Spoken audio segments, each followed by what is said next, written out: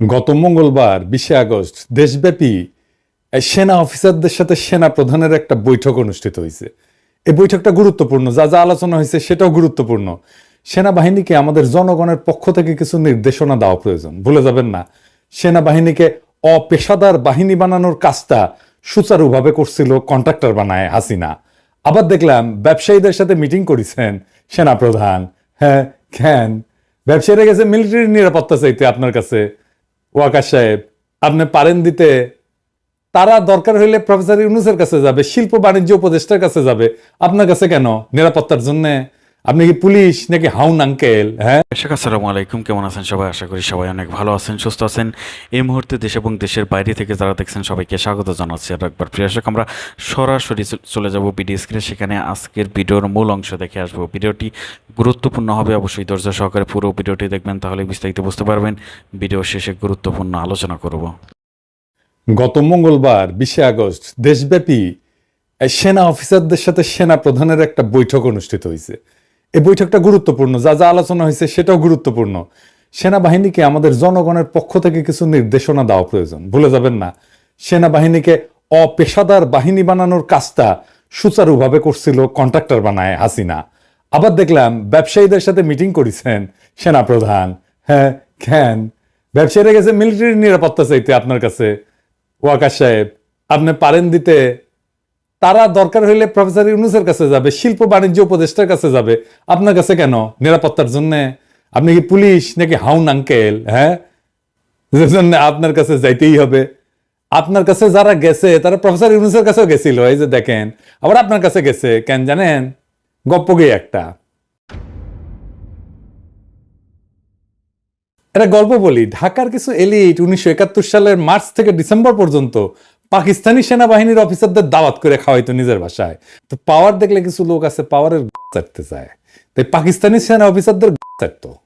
আবার 16 ডিসেম্বর হইলো, সে একই লোকেরা ইন্ডিয়ান আর্মির অফিসারদের ডেকে ডেকে দাওয়াত খাওয়াইতো, মানে পাওয়ারের আর কি, বুঝছাও? তো আপনার পাশে যে দুইজন আছে না, আপনার এখন হোগা চাটতে গেছে, তারা হাসিনারও হোগা কেমনে চাটছে দেখেন। এডিটর সাহেব দেখান একটু। এই জন্যই বলি শেখ হাসিনার সরকার বারবার দরকার।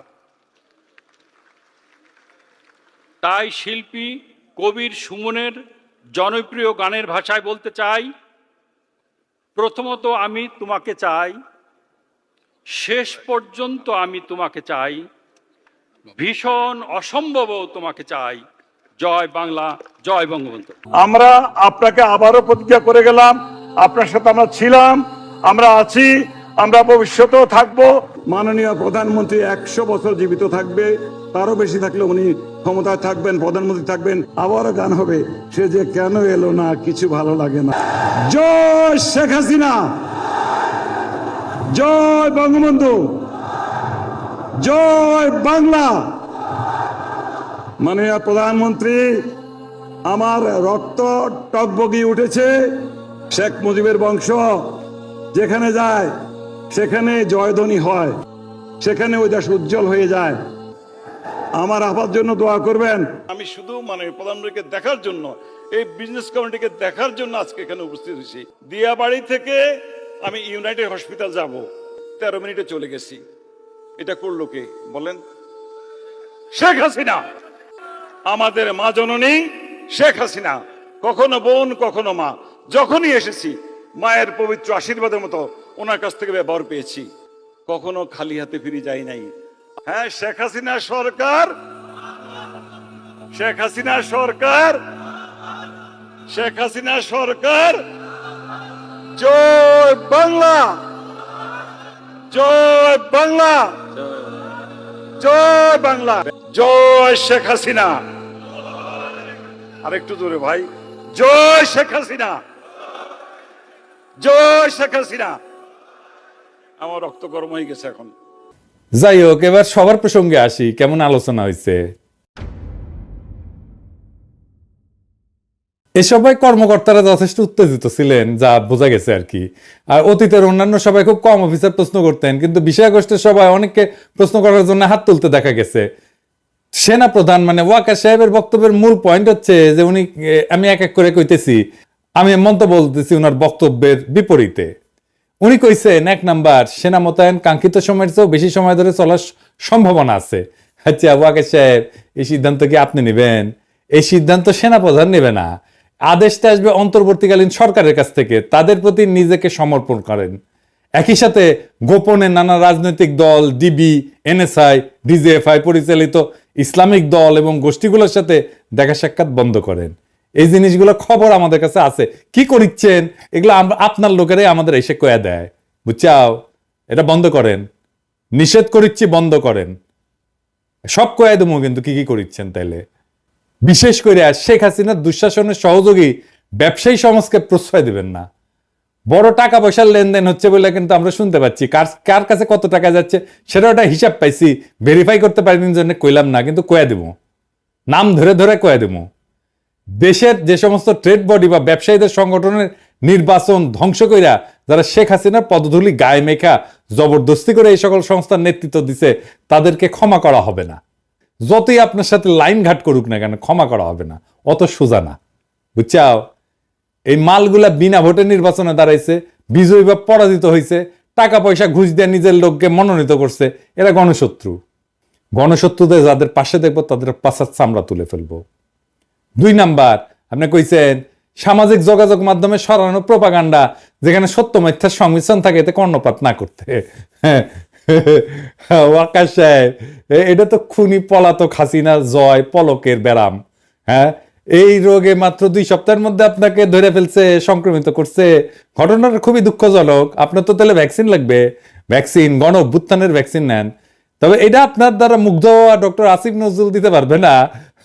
এটা আপনারা নিতে হবে ডাক্তার পিনাকি ভট্টাচার্যের কাছ থেকে। পিনাকি ক্যাঁকা করে ভ্যাকসিন দেয় জানেন তো। আজকে দিলাম না, আজকে মাফ করে দিলাম। হ্যাঁ, কি ওয়াকা সাহেব নেবেন? আমার বন্ধু বান্ধব বলে গালি না দিতে, মুখ খারাপ না করতে। তো ওই আপনি মিলিটারি, সেজন্য আপনারা গালি দিব না এটা ভাইবেন না, আপনারা বড় করে গালি দিতে পারবো। যখন ছাত্রদের উপরে গুলি করেছিলেন ক্যাঙ্কা গালি দিছিলাম, মনে আছে নিশ্চয়ই। হ্যাঁ, বাধ্য করেন কেন গালি দিতে মিয়া? জেডে রাখেন ওয়াকারুজ্জামান, কোনো সোশ্যাল মিডিয়াকে বাধা দেওয়া যাবে না। সোশ্যাল মিডিয়ার বিরুদ্ধে কোনো ধরনের বিষোদ্গার করবেন না। কখনোই ইন্টারনেট বন্ধ করা যাবে না। এই দুরূহ বাধা অতিক্রমের জন্য শত শত তরুণ কিশোর যুবক প্রাণ দিছে, সাবধান হয়ে যান। ইন্টারনেট ব্যবহারের খরচ কমাইতে হবে। আপনার শেখ পরিবার, আপনি তো শেখ পরিবারের জামাই, আপনি শেখ পরিবার লুটপাট করতে যায় বাংলাদেশে এই ডিজিটাল অ্যাসেটকে, এই ইন্টারনেটের কানেকশনের খরচকে সবচেয়ে বেশি দামে বিক্রি করার একটা পণ্যে পরিণত করছে। ইন্টারনেট ডেটা সহ সকল পণ্য দুনিয়ায় সবচেয়ে বেশি মূল্যে যে সকল দেশ বিক্রি হয় তার মধ্যে অন্যতমটা হচ্ছে আপনার পলাতক খালা শাশুড়ির সোনার বাংলায়। 3 নাম্বার, আপনি কইছেন অপ্রীতিকর ঘটনা সংঘটিত না করে এবং তা থেকে দূরত্ব বজায় রাখতে। অপ্রীতিকর ঘটনা এড়াইতে হলে দ্রুততম সময় সেনাবাহিনীকে মাঠ থেকে তুলে সেনা ছাউনিতে নিয়ে যেতে হবে। সীমান্ত রক্ষার জন্য জোরদার ট্রেনিং শুরু করতে হবে, কারণ আমাদের সকল সীমান্তই এখন অরক্ষিত। দেশের সার্বভৌমত্ব, জাতীয় নিরাপত্তা প্রত্যেকদিন বিঘ্নিত হচ্ছে। সমগ্র দেশবাসী জনগণকে সাথে নিয়ে সশস্ত্র বাহিনীর নেতৃত্বে আমরা বহিঃশত্রুর আক্রমণের হুমকি, আভ্যন্তরীণ বিষয়ে হস্তক্ষেপ এবং তাদের বাড়াবাড়িকে রুখে দাঁড়াবো ইনশাল্লাহ।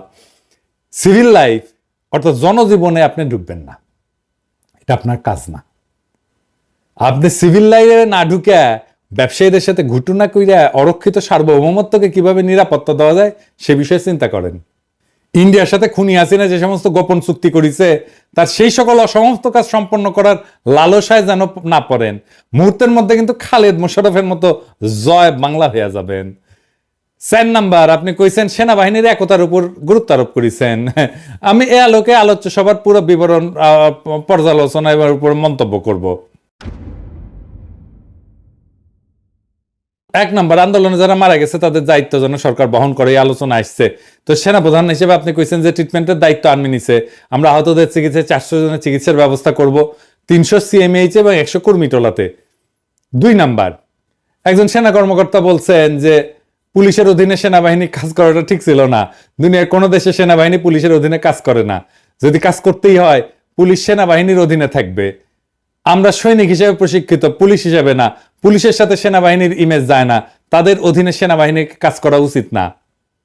আরেকজন সেনা কর্মকর্তা কইছেন যে ইনএড টু সিভিল পাওয়ারে সবসময় ম্যাজিস্ট্রেট থাকে না, তাদেরকে সময়মতো পাওয়া যায় না। পরবর্তীতে সেনা মোতায়েন হইলে আমাদেরকে যেন ম্যাজিস্ট্রেসি পাওয়ার দিয়া পাঠানো হয়। আমি একটা বোকার মতো প্রশ্ন করি, তা আর্মি অফিসাররা কি বোঝেন না 2014 সালের নির্বাচনের সময় থেকে বাংলাদেশের সশস্ত্র বাহিনী আন্ডার কমান্ড অফ পুলিশ হয়ে গেছে? নির্বাচিত রাজনৈতিক শাসনের অধীনস্থ থাকার অর্থ হচ্ছে জনপ্রতিনিধিত্বের প্রতি আনুগত্য প্রদর্শন করা। কিন্তু যখন দেশে ভোট হয় না, নির্বাচন ছাড়াই তথাকথিত জনপ্রতিনিধি মনোনীত হয়, তারা দেশ চালায় এবং তাদের অধীনে আর্ম ফোর্সেসকে কাজ করতে হয়, তখন জনগণের সার্বভৌমত্ব, দেশের সার্বভৌমত্ব বলে কিছুই অবশিষ্ট থাকে না। আওয়ামী লীগ তার অবৈধ শাসন চালায় যাওয়ার ক্ষেত্রে রাষ্ট্রের সকল প্রতিষ্ঠানকে ব্যবহার করছে, আর সেক্ষেত্রে অবলীলায় ব্যবহৃত হয়েছে বাংলাদেশের সশস্ত্র বাহিনী। আমি 2018 সালের বিবিসিতে দেওয়া একটা ক্লিপ দেখাইছিলাম, আবারও দেখাই। হ্যাঁ, ওই পাবলিকে ভোট দিতে গেছে এবং আওয়ামী লীগ এসে পিটাইছে, বাইর করে দিচ্ছে, তারা দৌড়ে গেছে সশস্ত্র বাহিনীর কাছে, সশস্ত্র বাহিনী ক্যাঙ্কা করে পালায়। দেখেন,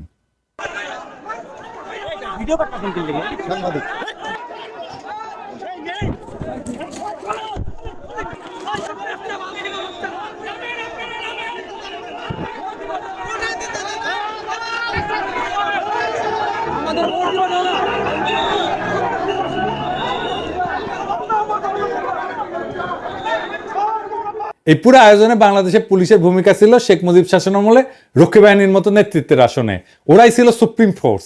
সেই জন্যই শেখ হাসিনার পতনের ঘটনায় সবচেয়ে বেশি জনপ্রতিরোধের মুখে পড়ছে পুলিশের পোশাকে চাকুরিরত একদল গুন্ডা, ডাকাত এবং সন্ত্রাসী। বেনজিরের মতো কয়েক শত কোটি টাকার মালিক হয়েছে এমন পুলিশ অফিসারের সংখ্যা 500-র বেশি। এর মধ্যে প্রাক্তন আইজি থেকে শুরু করে ওসি পদের লোকেরাও আছে।